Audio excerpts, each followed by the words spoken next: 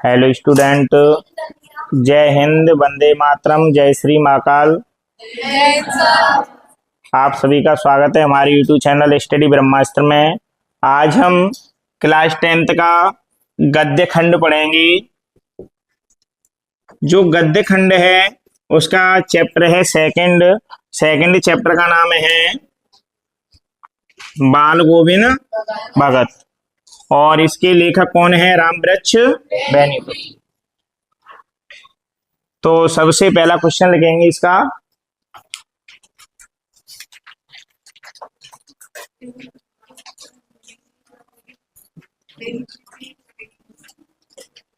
खेती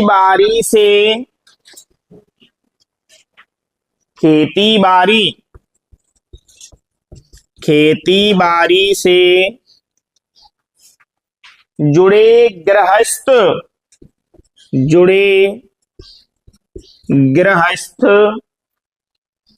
बाल गोविंद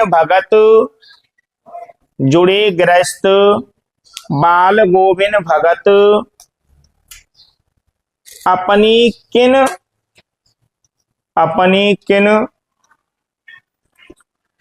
चारित्रिक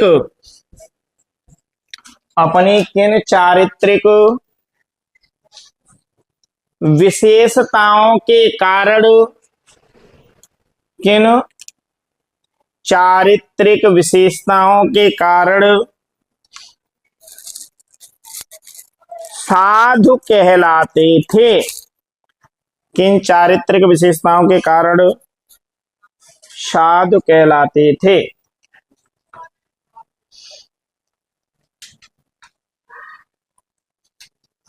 उत्तर लिखेंगे। बाल गोविंद भगत में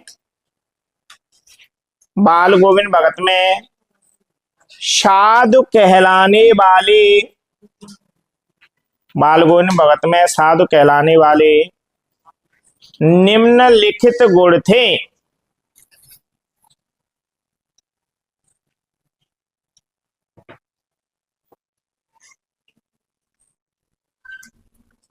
नंबर 1 लिखेंगे,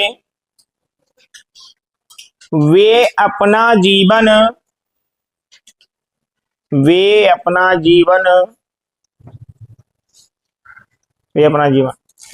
साहब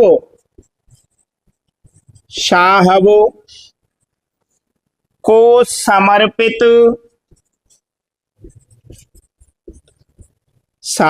समर्पित किए हुए थे। सामान्य किसे मानते थे? साहब कबीरदास जी को। तो उन्होंने संपूर्ण जीवन कबीरदास जी को समर्पित कर दिया था। सेकंड पॉइंट लिखेंगे, वे अपने जीवन को भी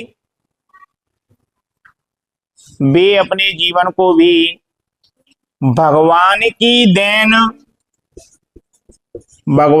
देन मानते थे। वे अपने जीवन को भी भगवान की देन मानते थे।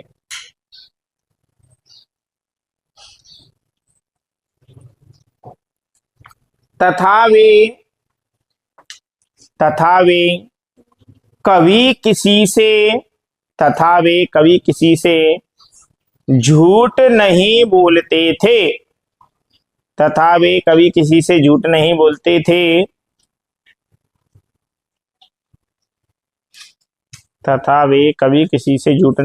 थे। अर्थात हमेशा सत्य बोलते थे।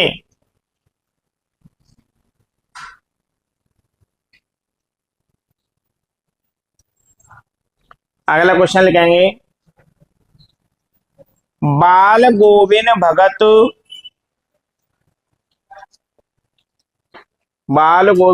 की पुत्रवधू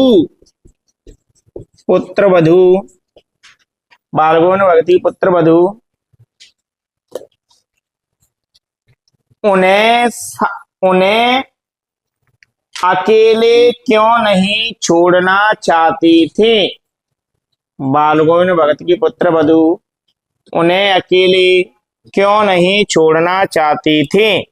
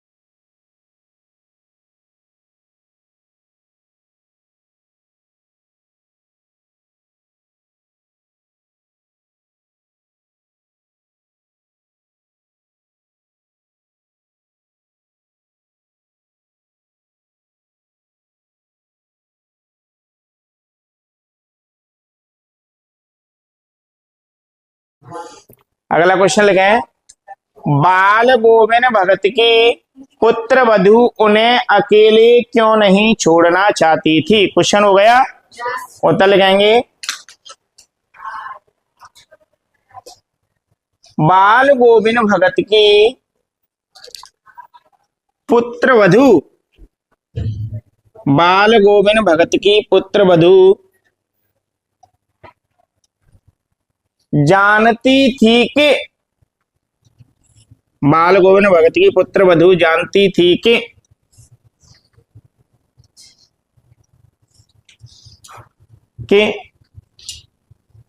भगत जी की केयर करने वाला कोई नहीं है। लिख लो, देखो आप, भगत जी की केयर या देखभाल करने वाला कोई नहीं है। हो गया।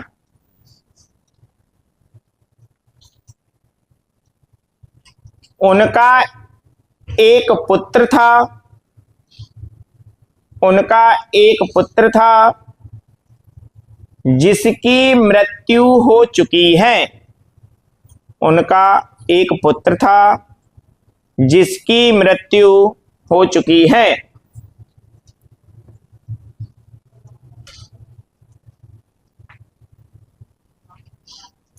आगे लिखें, उन्हें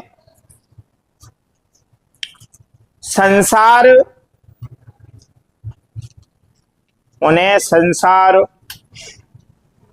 और घर गृहस्थ में, संसार और घर गृहस्थ में कोई रुचि नहीं है।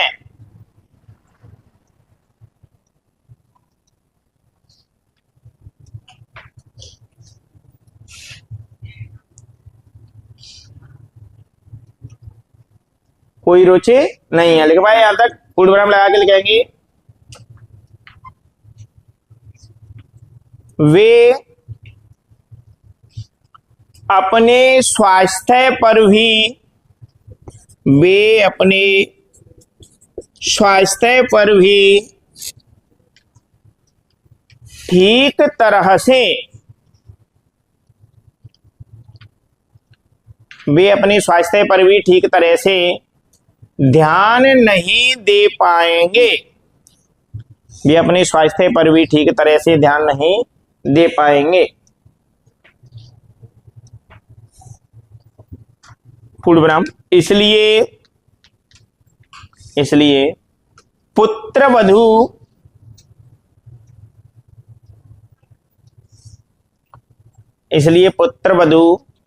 उनकी सेवा करने के लिए, सेवा करने के लिए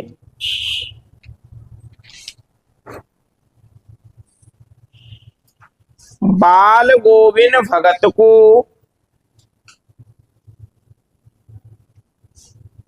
अकेला नहीं छोड़ना चाहती थी।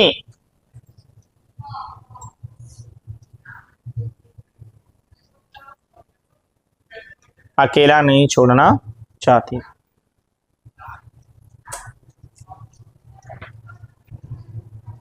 दोनों क्वेश्चन समझे। पहला क्वेश्चन था, खेती बाड़ी से जुड़े गृहस्थ बाल गोविंद भगत अपनी किन चारित्रिक विशेषताओं के कारण साधु कहलाते थे। देखो, बाल गोविंद भगत ऐसे व्यक्ति थे, गृहस्थ जीवन भी यापन करते थे, खेती बाड़ी भी करते थे, लेकिन लोग उन्हें साधु का भी नाम देते थे कि ये एक सच्चे साधु हैं। तो सबसे पहली बात थी कि वे अपना जीवन साहब को समर्पित किए हुए थे, माने वे कबीरदास जी के भक्त थे और कबीरदास जी का दिया हुआ जीवन मानते थे। खेती में जितना भी अन्न होता था, कुछ भी होता था, सब कबीरदास जी के मठ में दान किया करते थे। वहां से प्रसाद के रूप में जो अन्न उन्हें मिलता था रिटर्न में, उससे अपना पेट पूर्ति करते। सेकंड पॉइंट है कि वे कभी किसी के साथ झूठ नहीं बोलते थे, और जो व्यक्ति झूठ नहीं बोलेगा तो क्या बोलेगा? सत्य बोलेगा, अर्थात वे हमेशा सत्य बोलते थे। तो इन्हीं कारण लोग क्या कहते थे, उन्हें एक सच्चे साधु का अधिकार देते। ठीक है। सेकंड क्वेश्चन था आपका, बाल गोविंद भगत की पुत्र वधु उन्हें अकेले क्यों नहीं छोड़ना चाहती। तो बाल गोविंद भगत की पुत्र वधु जानती थी कि उनका एकमात्र पुत्र है जिसकी मृत्यु हो चुकी, और अब उनका शरीर कैसा है, बुढ़ापे का शरीर है, इसलिए कोई देखभाल करने के लिए उनके साथ में नहीं है। तो उनके सेवा भाव माने सेवा करने के लिए बाल गोविंद भगत की, इसलिए जो पुत्र वधु हैं उन्हें अकेले नहीं छोड़ना चाहते। ठीक है, दोनों क्वेश्चन हो गए। अगला क्वेश्चन और लिखें, भगत ने अपने बेटे की मृत्यु पर, भगत ने अपने बेटे की मृत्यु पर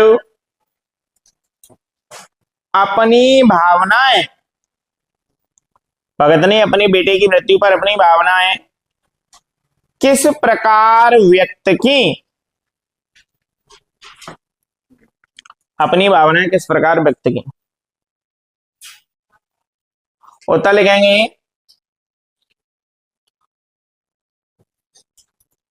बाल गोविंद भगत ने, बाल गोविंद भगत ने अपने बेटे की मृत्यु को,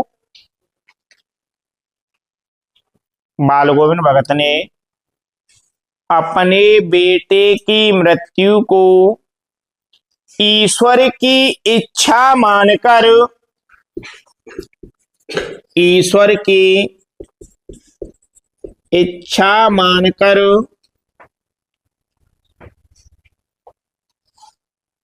उसका सम्मान किया, ईश्वर की इच्छा मानकर उसका सम्मान किया। उन्होंने, पूर्वविराम लगा के लिखेंगे, उन्होंने पुत्र की मृत्यु को, उन्होंने पुत्र की मृत्यु को आत्मा और परमात्मा, आत्मा और परमात्मा का मिलन समझा, आत्मा और परमात्मा का मिलन समझा।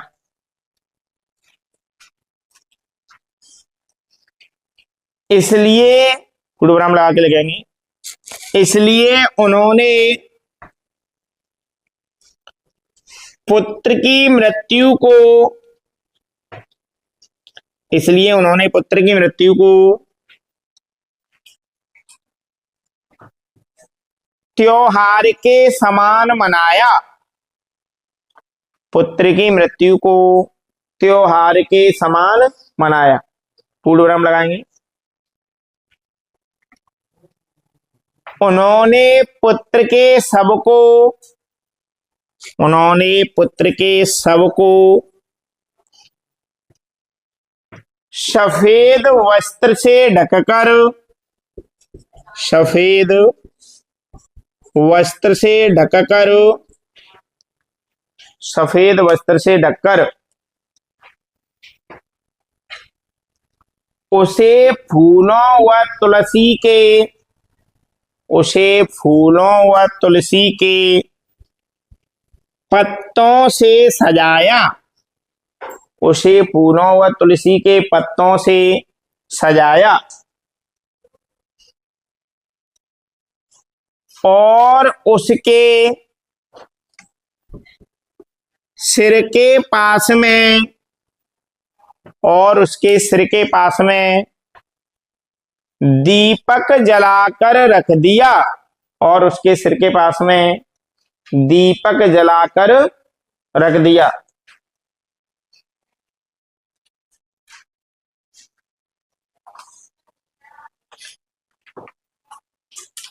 फिर वे पूर्वविराम लगा के लिखेंगे, फिर वे सबके सामने बैठकर, शव सीढ़ी वाला सा, फिर वे शव के सामने बैठकर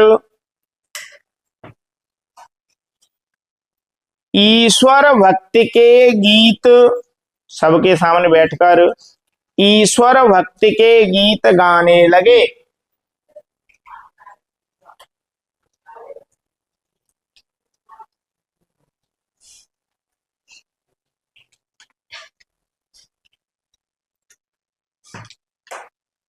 ईश्वर भक्ति के गीत गाने लगे। बस देखिए, बाल गोविंद भगत ने अपने बेटे की मृत्यु पर अपनी भावनाएं किस प्रकार प्रकट की। जो बाल गोविंद भगत हैं उनके बेटे की क्या हो गई थी, मृत्यु हो गई थी। तो क्वेश्चन कह रहा है कि उन्होंने अपनी भावनाएं किस प्रकार प्रकट की। तो सबसे पहली बात है कि भगत जी ने अपने बेटे की मृत्यु को मृत्यु ही नहीं समझा। क्या समझा था, शुभ अवसर जिसमें आत्मा और परमात्मा का मिलन होगा। क्योंकि जो कोई ईश्वर की इच्छा है वो तो होना है। चाहे आप घर में घुसे रहो, चाहे आप रोड पे जाइए, चाहे कहीं भी जाइए, अगर ईश्वर की इच्छा है तो जिस टाइम पर किसी की मृत्यु लिखी हुई है तब तो होना है। और एक होती है अकाल मृत्यु, बिना काल के मरना। जैसे कोई व्यक्ति फांसी लगा के मरता है, जैसे कोई जहर खा के मरता है, जैसे कोई कुआं में कूद के मरता है, ये अकाल मृत्यु। आपने अपने हाथों से अपने प्राणों को त्यागा है। तो इसमें ईश्वर की इच्छा नहीं थी, इसमें आपकी इच्छा। तो जो अकाल मृत्यु होती है, जो आप अपने हाथों से अपने जीवन को त्यागते हो, वो आत्माएं सबसे ज्यादा भटकती हैं। वो व्यक्ति के जीवते रहते हुए मरने के बाद और बुरी कंडीशन होती है। इसलिए कभी भी अपने जीवन को अपने हाथों से न त्याग। अगर परमात्मा ने लिख दिया है कि एक्सीडेंट से जाना है, कुछ भी होना है, तो वो उसको हम नहीं रोक सकते हैं। लेकिन जब हम अपने हाथों से अपने जीवन को समाप्त करते हैं तो बहुत गलत बात है, वो हमारे जीवन के लिए भी बहुत गलत है। क्योंकि जितना जीवन प्रभु ने हमें दिया है उतना हमें भटकना पड़ेगा।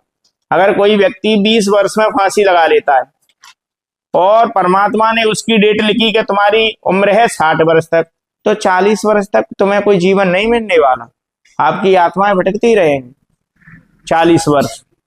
ठीक है, तो इसलिए परमात्मा ने जो लिख दिया है उसको स्वीकार करें, अन्यथा अपने हाथों से कभी जीवन को समाप्त न करें। आगे दिया है, इसलिए उसे उत्सव की तरह मनाया। देखो कितनी अच्छी बात है, इस बात को हर व्यक्ति नहीं समझता है। हमारे घर में किसी के साथ किसी की डेथ हो जाती है, दादी की, दादा की, चाचा चाची, किसी की भी हो सकती है, तो उसमें हम विलाप करते हैं। और विलाप करना माने रोना।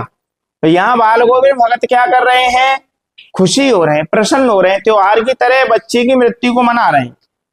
क्योंकि वो परमात्मा की इच्छा थी इसलिए मृत्यु हुई। अपन रो करके अपना जीवन, अपना कार्य प्रभावित कर रहे हैं, तो ये हमारा मूर्खता का प्रतीक है। मनुष्य अगर संसार में आया है तो उसे जाना तो है, इसे कोई रोक नहीं सकता है। दुनिया की ऐसी कोई ताकत नहीं है किसी के प्राणों को जाने से रोक दे। ठीक है, ऐसा कोई साइंस बना नहीं है। आगे है, उन्होंने पुत्र के शव को सफेद वस्त्र से ढककर उसे फूलों और तुलसी के पत्तों से सजाया।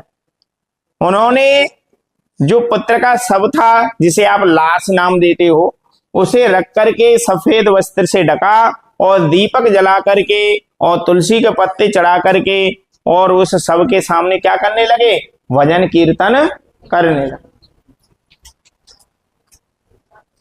बस इतना ही है। तो आपके यहां तक 3 क्वेश्चन हो गए हैं सेकंड चैप्टर के।